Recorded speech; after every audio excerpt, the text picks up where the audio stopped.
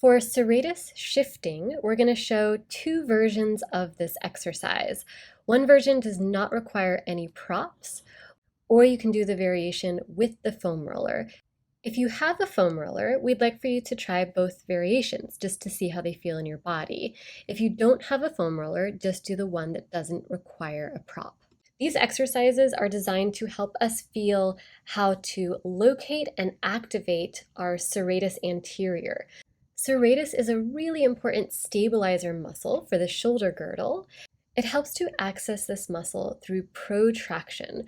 Shoulder blades slide away from one another. So we're going to warm up for the serratus shifting by starting with some protraction-retraction shrugs from a tabletop position. Let the shoulder blades slide together and then push the floor away to make the shoulder blades slide apart. So this is not a cat-cow motion. We don't want to come into extension and flexion of the spine. We want to really isolate the movement of the shoulder blades, pushing into protraction and then sinking down into retraction. For the serratus shifting exercise, we're going to be using protraction. We're also going to focus on external rotation combined with protraction.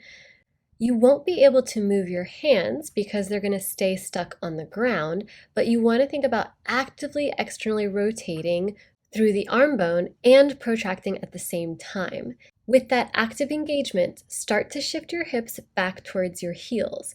You don't need to go super far. It's more important that you keep the protracted position and the external rotation. Feel free to shake it out and release in between reps. We're going to do 3 reps and move nice and slow with a lot of control and active engagement. It's very common for the shoulders to come out of that protraction, so try to really notice if you're allowing that to happen and try to keep pushing away from the floor, spreading the space between the shoulder blades. Let's go for our last rep.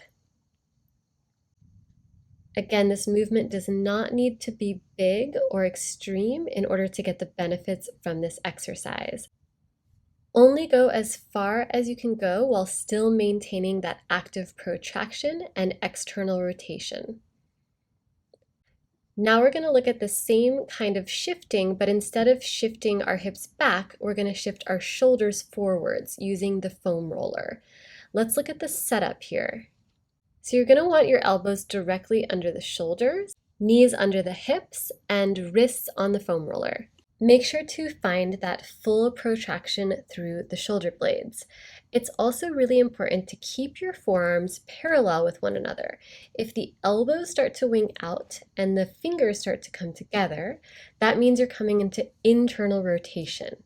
So just like in the other version of this exercise, we want to feel like we're actively externally rotating the entire time, even as we're sliding the wrists forwards. So as you're doing these slides, watch out for this winging that sometimes likes to happen and try to correct it by bringing the elbows towards one another and even thinking of the fingers going slightly away from one another.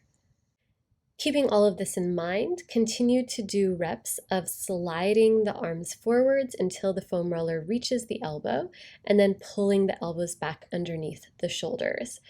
You can reset your shoulders each time to help you maintain that protraction, and make sure to keep the neck nice and relaxed.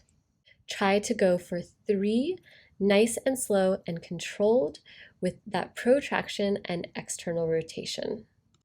One more thing to look out for, when you're setting up your protraction, again, remember we don't want to take that into full spinal flexion. Instead, we want to think of more of a flat back sensation, but really stay rounded through the shoulder blade area. This will help us to feel and isolate the serratus anterior.